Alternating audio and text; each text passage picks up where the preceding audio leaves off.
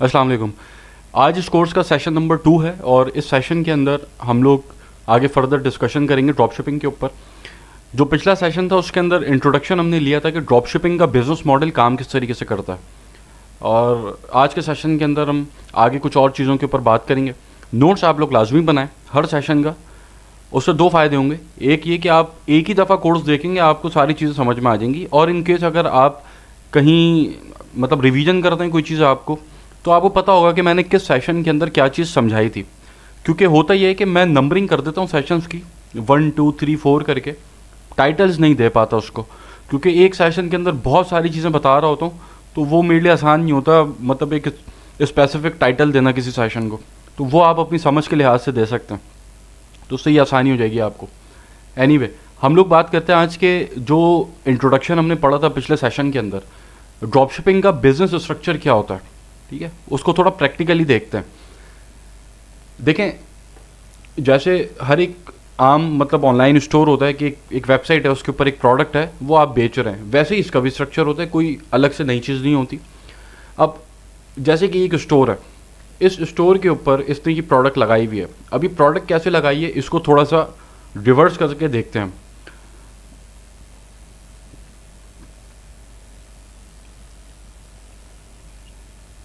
ये जो मैं स्टेप्स परफॉर्म कर रहा हूँ ये आगे भी जब हम प्रोडक्ट रिसर्च करेंगे तो आप लोगों में बताऊंगा, इसको अभी छोड़ दें। अब मैंने देखा कि अली एक्सप्रेस के ऊपर एक प्रोडक्ट है जो $2.17 की मिल रही है। अच्छा, अब सप्लायर कोई भी हो सकता है, अली एक्सप्रेस हो सकता है, सीजे ड्रॉप शिपिंग हो सकता है, और हज़ार तरह के सप्लायर्स हैं। जो सप्लायर वाले सेक्शन के अंदर हम आएंगे तो सीखेंगे वो सारी चीज़ें। अभी मैं अली एक्सप्रेस को एज एन एग्जाम्पल ले रहा हूँ। ये मैंने देखा यार, ये एक प्रोडक्ट है, अच्छी प्रोडक्ट है, और ये इस प्राइस के ऊपर अली एक्सप्रेस के ऊपर मिल रही है।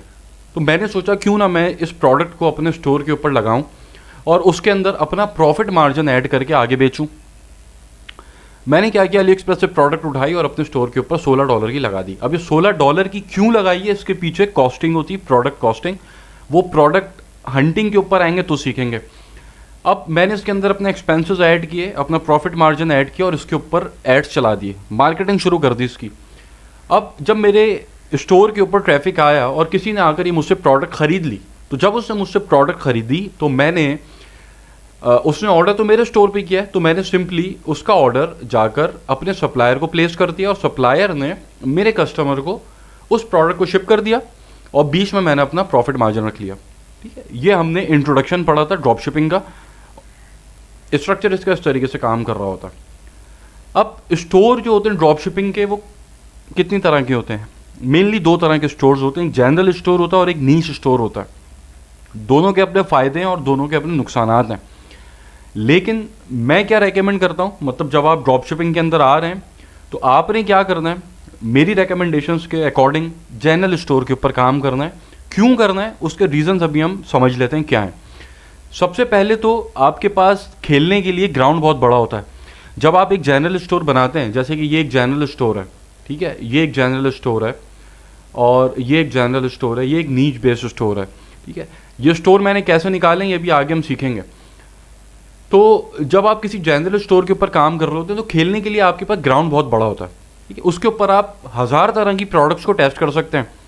जबकि जब आप किसी नीच बेस्ड स्टोर के ऊपर काम कर रहे होते हैं तो आपके पास एक पर्टिकुलर नीश होती है जिसके अंदर आपने काम करना है, उससे बाहर आप जा नहीं सकते। अब सारा गेम ही प्रोडक्ट का है। ड्रॉप शिपिंग के अंदर एक प्रोडक्ट अगर आपको मिलेगी तो वो आपको बना भी देगी, वही आपको तबाह भी कर देगी।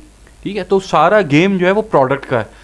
तो जनरल स्टोर के अंदर सक्सेस रेट ज़्यादा इसीलिए होता है कि वहाँ पर आपके पास प्रोडक्ट सिलेक्शन के लिए ग्राउंड बहुत बड़ा होता है, आप बहुत सारी प्रोडक्ट्स उसके ऊपर टेस्ट कर सकते हैं। जबकि नीच स्टोर के ऊपर ऐसा नहीं है, आपको एक छोटे से ग्राउंड के अंदर खेलना है, उसी के अंदर आपने अच्छी प्रोडक्ट को निकालना है और उसको मार्केट करना है। ठीक है, तो यहाँ पर सक्सेस रेट थोड़ा सा कम होता है। अब आप तो नए हैं, बजट भी आपके पास कम है, तो आपने जनरल स्टोर की तरफ जाना है। नीच स्टोर की तरफ भी आप जा सकते हैं जब आपके पास एक्सपीरियंस आ जाए। एक्सपीरियंस गेन करने के बाद फिर तो कोई रूल आप पे इंप्लीमेंट होता ही नहीं है, फिर तो आप जो चाहें करें, एक्सपीरियंस होना चाहिए, वरना पैसा डूबने के चांसेस ज़्यादा होते हैं। दूसरी एक अहम बात कि जनरल स्टोर के अंदर कस्टमर की साइकोलॉजी इन्वॉल्व होती है। वो कैसे होती है देखें, किसी भी बिज़नेस को करने के लिए जो कंज्यूमर बिहेवियर है उसको समझना बहुत ज़रूरी है। अगर आप अपने कंज्यूमर का, जो आपकी प्रोडक्ट का कंज्यूमर है, उसका बिहेवियर समझ गए तो आप उसको चीज़ आसानी से बेच पाएंगे, वरना आपको वो चीज़ उसको बेचने में मुश्किलात पैदा होंगी। ठीक है, अब क्या है यहाँ पे साइकोलॉजिकल अफेक्ट क्या है? आपने कॉन्सेप्ट देखा होगा $1 शॉप का। ये अभी पाकिस्तान के अंदर भी चल रहा है और दुनिया भर में तो बहुत चल रहा है और बहुत अरसे से चल रहा है। अब एक मैं आपको छोटी सी एग्जांपल देता हूँ, उससे आपको बिल्कुल क्लियर हो जाएगा कि आपने किस डायरेक्शन में जाना है, जनरल में जाना है या फिर नीश स्टोर में जाना है। एक रोड के ऊपर एक बंदा जा रहा है, उसके सामने एक उसको दुकान नज़र आई जिसके ऊपर लिखा था $1 शॉप, और उसने उसको देखा और वो उस दुकान के अंदर चला गया। जब वो उस दुकान के अंदर जा रहा है तो उसके दिमाग के अंदर क्या चीज़ वो लेकर जा रहा है, ये मैं आपसे सवाल पूछ रहा हूँ। उसके दिमाग में कौन सी प्रोडक्ट है कि जो वो सोच कर अंदर जा रहा है मुझे लेनी है, ये मैं आपसे सवाल पूछ रहा हूँ। उसके दिमाग में कोई प्रोडक्ट नहीं है। उसने क्या देखा है? उसने देखा है $1 शॉप है, अफोर्डेबल है, सस्ती है, पहली चीज़। दूसरी चीज़, उसने क्या चीज़ महसूस की कि यार ये इसके अंदर बहुत सारे आइटम्स होंगे। ठीक है। तीसरी चीज़, जब वो दुकान के अंदर घुस रहा है तो उसको पता है कि मुझे कोई एक स्पेसिफिक प्रोडक्ट मेरे जहन में नहीं है, मैं बस जा रहा हूँ अंदर, देखता हूँ। अब वो उस दुकान के अंदर जाता है तो अंदर बेशुमार अमेजिंग किस्म की प्रोडक्ट्स उसको नज़र आती हैं, जैसे कि ये एक जनरल स्टोर के ऊपर आपको नज़र आ रही हैं, कि जिसको देखकर, हर प्रोडक्ट को देखकर उसका दिल ललचाता है कि यार वाह कितनी अच्छी प्रोडक्ट है, ये मैं ले लेता हूँ।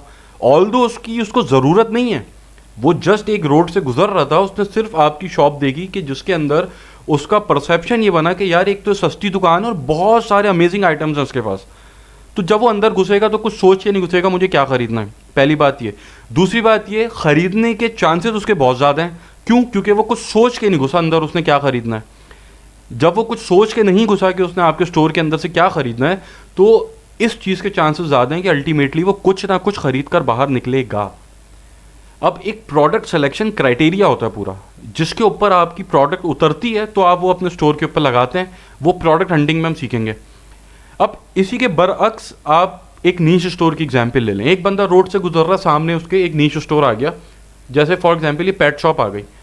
अब वो उस पेट शॉप के अंदर सबसे पहले तो घुसेगा नहीं जब तक उसको वहाँ जो आइटम पड़े उसकी ज़रूरत नहीं होगी, पहली पॉइंट ये।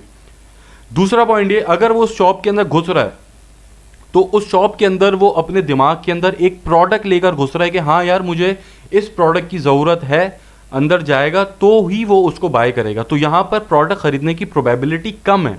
जब तक उसको ज़रूरत नहीं है वो नहीं खरीदेगा, या हो सकता है वो आपकी दुकान के अंदर आए भी नहीं। अब यहाँ पर दो बातें हो गई। पहली बात तो ये होगी कि कस्टमर एक्वायरिंग कॉस्ट आपकी महंगी पड़ेगी आपको नीश स्टोर के ऊपर। क्यों? क्योंकि जब आप अब अपने किसी फेसबुक के यूज़र को अपना ऐड दिखा रहे हैं तो वो ऐड जब वो देख रहा है तो वो आपका ऐड देखने के बाद उसको उसकी ज़रूरत होगी तो ही वो आपके ऐड के ऊपर क्लिक कर कर आपके स्टोर पे जाएगा। आपके स्टोर के ऊपर ट्रैफिक कम जाएगा तो कन्वर्जन रेट भी कम होगा अल्टीमेटली। जबकि जनरल स्टोर के अंदर जब आप उसको अपना ऐड दिखा रहे हैं तो वो एक ऐसी वाव प्रोडक्ट है, ऐसी एक अमेजिंग प्रोडक्ट है जिसके रेट भी अच्छा है, सस्ती भी है, और उसके अंदर एक ऐसा अमेजिंग फैक्टर है कि जिसकी उस फेसबुक यूज़र को ज़रूरत नहीं है, लेकिन जब वो उसको देख रहा है तो वो अट्रैक्ट हो रहा है। अब इसको आप रिलेट करें उसी एग्जाम्पल से कि एक रोड के ऊपर बंदा जा रहा है, उसके सामने $1 शॉप आ गई। इसलिए मैं रेकमेंड करता हूँ कि स्टार्ट हमेशा आप जनरल स्टोर से करें। ठीक है, यहाँ पर कन्वर्जन के, कस्टमर कन्वर्जन के चांसेस ज़्यादा होते हैं, कुछ ना कुछ वो लेकर ही बाहर निकलता है। दूसरी बात ये कि ड्रॉप शिपिंग के अंदर शिपिंग टाइम ज़्यादा होता है। ठीक है, अगर आप एक ब्रांड खोल के बैठे हुए हैं, आपका अपना वेयर हाउस है, तो आप अपनी प्रोडक्ट को 2 से 3 दिन के अंदर डिलीवर कर देंगे। लेकिन ड्रॉप शिपिंग के अंदर अगर आप सीधे ड्रॉप शिपिंग से भी काम करें तो वहाँ पर भी आप 6, 7, 8 दिन लग जाता है डिलीवरी के अंदर। तो अगर आप कोई ऐसी चीज़ किसी को बेच रहे हैं कि जिसकी उसको ज़रूरत है तो वो इंतज़ार नहीं करेगा आपका। आप प्रोडक्ट अगर उसको लेट पहुंचाते हैं तो वो आपसे नाराज़ होगा, वो आपसे नाराज़ होगा तो आपका बिजनेस बंद हो जाएगा। ठीक है, जबकि जनरल स्टोर के अंदर क्या है कि जनरल स्टोर के अंदर उसको ज़रूरत नहीं है उस प्रोडक्ट की, उसकी ख्वाहिश है कि वो प्रोडक्ट ख़रीद ले। तो यहाँ पर कस्टमर की नाराज़गी के चांसेस भी कम है और आपसे जो आपकी सेल्स हैं उसके चांसेस भी ज़्यादा हैं कि वो आपसे कुछ ना कुछ लेकर बाहर निकलेगा। इसलिए मैं रेकमेंड करता हूँ कि आपने जनरल स्टोर की तरफ जाना है। तीसरी चीज़, जनरल स्टोर आप ब्रांड नहीं बना सकते। ठीक है, ब्रांडेबल नहीं होते ये। नीश स्टोर आप ब्रांड बना सकते हैं। ठीक, वैसे अगर देखा जाए तो पाकिस्तान के अंदर आप बैठ के अगर काम कर रहे हैं तो आपके लिए नीश स्टोर और जनरल स्टोर दोनों ही बराबर हैं। क्योंकि बंद तो दोनों हो जाने अल्टीमेटली, ठीक है। ये भी आगे इसके ऊपर मैं बात करूँगा अभी। अच्छा, इसकी फ्लिपिंग बहुत मुश्किल होती है जनरल स्टोर की, ठीक है। मतलब फ्लिपिंग से मुराद मेरी ये है कि आपने एक बिजनेस स्टेबल कर लिया और उसके उसके ऊपर प्रॉफिट्स आ रहे हैं, कंसिस्टेंटली आपके पास इनकम जनरेट हो रही है उसकी, तो आप वो आप किसी को बेच सकते हैं, ठीक है। तो अगर आपका जनरल स्टोर है तो उसको बेचना बड़ा मुश्किल होता है। नीच स्टोर आप बेच सकते हैं कि यार ये मेरी एक प्रोडक्ट है, ये मैंने एक ब्रांड बिल्ड कर लिया है, ठीक है। तो आप उस ब्रांड को किसी को बेच सकते हैं, जो कि दुनिया भर में बिकती हैं चीज़ें। उसके बाद जनरल स्टोर के अंदर प्रॉफिट मार्जिन आपके पास कम है। स्टार्ट के अंदर 2016-17 के अंदर बहुत बेहतरीन मार्जिन हुआ करते थे, इवन 200, 300%, 400% के प्रॉफिट मार्जिन होते थे प्रोडक्ट्स के ऊपर। लेकिन अब मार्जिन आप समझेंगे 30%, 35%, 40% इसके अराउंड रहता है मार्जिन। तो यहाँ पे मार्जिन कम होता है, लेकिन अगर आप किसी नीच स्टोर पे काम कर रहे हैं तो वहाँ पर आप मार्जिन के साथ खेल सकते हैं, क्योंकि वहाँ पर अल्टीमेट गोल आपका ब्रांड बनाना है और ब्रांड की अपनी मर्जी होती है वो अपनी प्रोडक्ट किस रेट के ऊपर बेच रहा, ठीक है। उसके बाद रेकरिंग कस्टमर आपके जनरल स्टोर पे नहीं होता है। मतलब एक अगर आप किसी बंदे को ले आए अपनी वेबसाइट पे घेर के फेसबुक से, तो उसको कोई चीज़ पसंद आएगी वो लेके बाहर निकल जाएगा, दोबारा सोचेगा नहीं हाँ यार वहाँ पे मैं जाता हूँ, क्योंकि उसकी ज़रूरत नहीं थी, उसको जो चीज़ अच्छी लगी वो ले गया। नीच बेस्ड स्टोर के अंदर रेकरिंग कस्टमर्स होते हैं। वहाँ पर आपने अगर किसी कस्टमर को एक्वायर किया है तो दोबारा जब उसको ज़रूरत, अगर वो आपसे खुश है तो दोबारा जब उसको ज़रूरत होगी तो वो आपके पास ही आएगा कि यार मैं इसी से ले लेता हूँ, क्योंकि पहले भी मैं इससे बाय कर चुका हूँ, अगर वो आपसे खुश है। और आखिरी पॉइंट इसके अंदर ही कि जनरल स्टोर के अंदर स्केल करना बहुत आसान होता है प्रोडक्ट को, जबकि नीच स्टोर के अंदर स्केल करना मुश्किल होता है, क्योंकि वैसे ही आपके पास प्रोडक्ट के साथ खेलने का ग्राउंड कम है। अब प्रोडक्ट के साथ खेलने का ग्राउंड कम है, मतलब आपके पास इतने ज़्यादा रिसोर्सेज नहीं है प्रोडक्ट सिलेक्शन के, तो फिर सप्लायर के साथ भी मसले होंगे।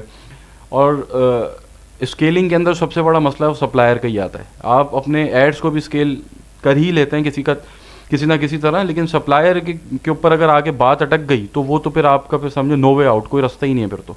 जनरल स्टोर के अंदर ये कि स्केलेबिलिटी आसानी से हो जाती है। तो ओवरऑल मैं रेकमेंड करता हूँ कि अगर आप ड्रॉप शिपिंग करने जा रहे हैं अभी तो जनरल स्टोर से स्टार्ट करें। यहाँ पर आपके सक्सेस रेट ज़्यादा है बनिस्बत इसके कि आप नीच स्टोर के ऊपर काम करें। अब आप क्या एक्सपेक्ट कर सकते हैं, अभी आप स्टार्ट करने लगे हैं बिजनेस अगर ड्रॉप शिपिंग का, तो आप ड्रॉप शिपिंग से क्या एक्सपेक्ट कर सकते हैं। देखिए, सबसे पहले तो आपने जो चीज़ें नहीं करनी वो मैं बता देता हूँ। आपने सबसे पहले ड्रॉप शिपिंग से मंथली इनकम एक्सपेक्ट नहीं करती, ठीक है। अब इसको मैं थोड़ा समझा देता हूँ ये मैं क्या बात करूँ। देखिए, ड्रॉप शिपिंग के अंदर भी आप दो मॉडल पे काम करते हैं।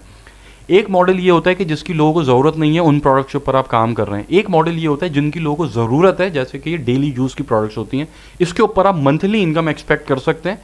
इसका बिल्कुल सेपरेट सेशन है, इसका ताल्लुक इससे मत रखिएगा अभी। इसको भी आप ड्रॉप शिप करते हैं और इसके ऊपर आपकी इनकम, इसके अंदर रिस्क फैक्टर भी कम होता है। कंसिस्टेंटली आप एक इनकम बना सकते हैं, स्टोर की लाइफ ज़्यादा होती है और ऐसा नहीं है कि 4-5-6 महीने में आपका स्टोर बंद हो जाएगा, उसकी लाइफ ज़्यादा होती है और एक इनकम आपकी $1000, $1200, $1300, $1500 आप महीने का बना सकते हैं। इससे ज़्यादा आप जा नहीं सकते ऊपर। इसके पीछे बिल्कुल अलग टेक्निक्स हैं, बिल्कुल अलग स्ट्रैटेजीज़ हैं। वो सारी बातें हम आखिर में डिस्कस करेंगे, सबसे आखिर के अंदर जब हम इसको कवर कर लेंगे ड्रॉप शिपिंग को। तो पहली चीज़ पर आ जाते हैं जो अभी हम डिस्कस कर रहे हैं, जो वाव प्रोडक्ट्स हैं। मतलब आपने ड्रॉप शिपिंग उन प्रोडक्ट्स पे करनी कि जिसकी किसी को ज़रूरत नहीं है, ठीक है। तो अब यहाँ पर आप क्या एक्सपेक्ट कर सकते हैं, यहाँ पर आपने मंथली इनकम एक्सपेक्ट नहीं करनी। ये मैं आपको शुरू से बोलता आ रहा हूँ, अपॉर्चुनिस्टिक बिजनेस मॉडल है। इसमें छक्का लगता है। इसके अंदर आपका अल्टीमेट गोल स्टोर को स्केल करना है। पैसा आपका तभी बनेगा जब आप स्टोर को स्केल करेंगे। अगर आप इससे 10, 12, 13, 15 ऑर्डर्स ले रहे हैं डेली के, तो उससे आप कुछ कमा नहीं सकेंगे, क्योंकि आपने मुसलसल फील्ड एड्स के ऊपर अपने स्पेंडिंग करनी होगी, कैश फ्लो को अपने मैनेज करना होगा। चले अगर आप अपना मैनेज कर भी लेते हैं कैश फ्लो, तो ऐड की स्पेंडिंग कम ज़्यादा होती है, वो आपको परेशान करती है। वो जब इसके ऊपर हम आएंगे फेसबुक एड्स के ऊपर, तो उसके अंदर इन डेप्थ हर चीज़ मैं बताऊँगा। तो एक्सपेक्ट आप यही करें कि ये जो मैं काम करने लग रहा हूँ, मेरे पास ये पैसा पड़ा हुआ था $1000 जो बैंक में मेरे पड़ा सड़ रहा था, उससे मैं एक रिस्क लेने जा रहा हूँ। जो अगर अल्लाह ने मेरा हाथ पकड़ा, मेरी प्रोडक्ट चल गई, तो वो मुझे बना देगी, वरना पैसा मेरा डूब जाएगा मार्केटिंग के ऊपर। एक्सपेक्टेशन अपनी ये रखिएगा, ठीक है। छक्का लगेगा, इतना बड़ा छक्का लगेगा, आप पैसा संभाल नहीं पाएंगे, इतना पैसा आएगा। इसको तो हम देख लेते हैं अभी, इस वाली बात को, छक्के वाली बात को, जो मैं अक्सर कहता हूँ कि इसके अंदर छक्का लगता है। जैसे ये एक स्टोर है इस स्टोर का मैं ज़रा मंथली ट्रैफिक चेक करूं। अब ये जो स्टेप्स मैं यहाँ परफॉर्म कर रहा हूँ इसके ऊपर अभी आपने ध्यान नहीं देना, जो मैं बात बता रहा हूँ उसके ऊपर ध्यान देना है, क्योंकि ये सारे स्टेप अभी इन डेप्थ में बताऊंगा करने किस तरीके से हैं जब हम स्टार्ट करेंगे प्रोडक्ट हंटिंग। तो इस स्टोर का ज़रा मैं ट्रैफिक चेक कर लेता हूँ। इस स्टोर का जो ट्रैफिक है इस वक्त 8,000 पर डे इसके यूनिक विजिटर्स हैं जो डेली इस स्टोर को विजिट कर रहे हैं आके। और थंब रूल के मुताबिक जो एक एवरेज सा ई कॉमर्स स्टोर होता है उसके ऊपर भी कन्वर्जन रेट 2% होता है। 2% का मतलब ये है कि अगर ये 8,000 पर डे विजिटर्स आ रहे हैं और 2% इसके कन्वर्जन रेट अगर हम एज्यूम करें तो 160 ऑर्डर्स पर डे ये ले रहा है। अगर एक ऑर्डर के ऊपर आप $5 भी नेट प्रॉफिट बचा रहे हैं तो $800 पर डे का आपका ये प्रॉफिट बनता है, नेट प्रॉफिट। इसको अगर आप 180 से मल्टीप्लाई करें 1,44,000 per day multiply by 30 43 lakhs per month. अगर ये स्टोर स्केल होने के बाद 6 महीना भी आपका चल गया 2.5 करोड़ रुपए आप लेके बाहर निकलेंगे, 2.5 करोड़ रुपए लेके बाहर निकलेंगे। इसलिए मैं तो कहता हूँ ये एक अपॉर्चुनिस्टिक बिजनेस मॉडल है, ये छक्का लगता है इसमें छक्का लगेगा करोड़ों बना सकते हैं हम। ठीक है, तो ये इसके अंदर बात थी कि आप इसके अंदर क्या चीज़ एक्सपेक्ट कर सकते हैं। अब जो बात जहाँ तक रही डेली यूज़ की प्रोडक्ट्स की, उन प्रोडक्ट्स की कि जिसको कस्टमर ढूंढ रहा है, तो उसके लिए स्ट्रैटेजीज बिल्कुल डिफरेंट है। उसके अंदर आपने फेसबुक एड्स भी चलाने हैं, साथ आपने गूगल एड्स भी चलाने हैं, वो बिल्कुल अलग उसकी टेक्निक्स हैं। उससे आप 1,000 1,200 $1,500 एक्सपेक्ट कर सकते हैं। इन प्रोडक्ट्स को आप स्केल नहीं कर सकते। तो मैं तो वैसे रेकमेंड ही नहीं करता कि आप इन प्रोडक्ट्स की तरफ जाएं, लेकिन फिर भी अगर कोई जाना चाहे तो जा सकता है। या आपको रेगुलर बेसिस के ऊपर कंसिस्टेंट इनकम आपकी जनरेट होती रहती है और रिस्क इसके अंदर कम होता है बहुत। मतलब जो अभी आप सीखेंगे कि आपने इतने हज़ार यहाँ लगाने, इतने हज़ार वहाँ लगाने, इसके अंदर ज़्यादा इन्वेस्टमेंट भी नहीं होती, क्योंकि यहाँ आपने टेस्टिंग नहीं करनी, इन प्रोडक्ट्स के ऊपर आपने टेस्ट नहीं करना, कुछ सारा पैसा टेस्टिंग में जाता है। ठीक है, तो अब हम बात करते हैं हर्डल्स क्या आएंगे जब आप बिज़नेस कर रहे होंगे, तो आपको क्या हर्डल्स आ सकते हैं। ये सारे मैं ओवरव्यू आपको इसलिए दे रहा हूँ कि बिज़नेस के अंदर स्टेप इन होने से पहले आपके सामने हर चीज़ क्रिस्टल क्लियर होनी चाहिए कि ऐसा हो सकता है और ऐसा हो सकता है। कॉइन के दोनों रुख आपके सामने होने चाहिए। अब इसके अंदर हर्डल्स क्या आ सकते हैं। सबसे पहले तो अकाउंट सस्पेंशन के इश्यूज़ आते हैं।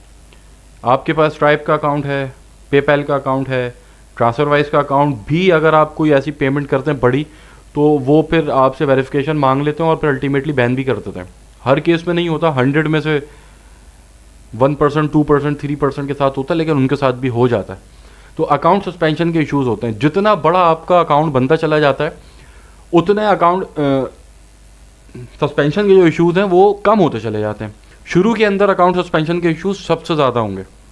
आप क्रॉस करेंगे $1,000 कम होंगे, $5,000 कम होंगे, $20,000 कम होंगे, 50,000। जितना आपका अकाउंट बड़ा होता चला जाएगा उतने ही आपके पास जो सस्पेंशन के चांसेस हैं वो कम होते चले जाएंगे। स्टार्ट के अंदर जब आप स्टार्ट करते हैं, क्योंकि आपके बिजनेस की लाइफ 5-6 महीने है, 5-6 इसके अंदर आपने करना ही यही है, बिजनेस में आना है। अपॉर्चुनिस्टिक बिजनेस मॉडल है, पहले बता चुका हूँ, पैसा कमाना है, बाहर निकल जाना है, क्योंकि अल्टीमेटली अकाउंट बैन हो जाएंगे। लेकिन अगर आप इसको स्केल कर जाते हैं अपने स्टोर को और आपके अकाउंट के ऊपर मतलब एक अच्छा अकाउंट बन जाता है, बड़ा अकाउंट बन जाता है, तो उसके फिर चांसेस धीरे धीरे कम होना शुरू हो जाते हैं। लेकिन शुरुआत के अंदर जब आप स्टार्ट कर रहे होते हैं तो बहुत ज़्यादा चांसेस होते हैं कि आपके अकाउंट सस्पेंड होगा।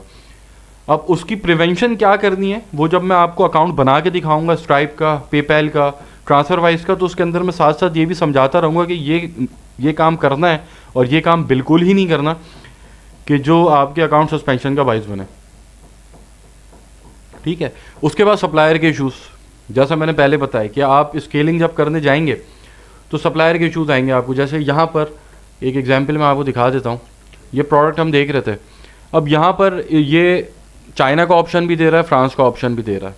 ठीक है, अब फॉर एग्जांपल आप फ्रांस से शिप कर रहे हैं। ठीक है, फ्रांस से शिप करने के दौरान आपके जो स्टोर के ऊपर मतलब इसका जो स्टॉक है वो ख़त्म हो जाता है, तो अल्टीमेटली आपको कहाँ जाना पड़ेगा, आपको चाइना पे जाना पड़ेगा अगर आपने इसी के साथ काम करना है।